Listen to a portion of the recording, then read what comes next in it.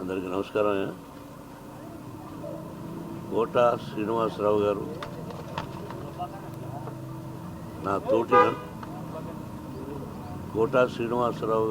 తోటి నటుడు.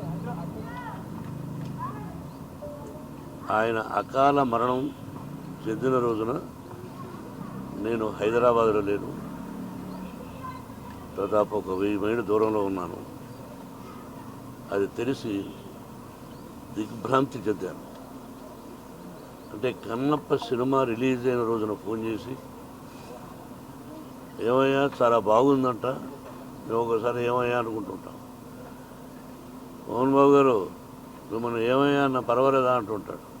దాందేముంది కోట, ఈరోజు సంబంధం కాదు మంది బిడ్డకు మంచి పేరు వచ్చింది, నీ ఆశీస్సులు, నువ్వు చూద్దు అయ్యే సినిమా అని కూడా చెప్పాను.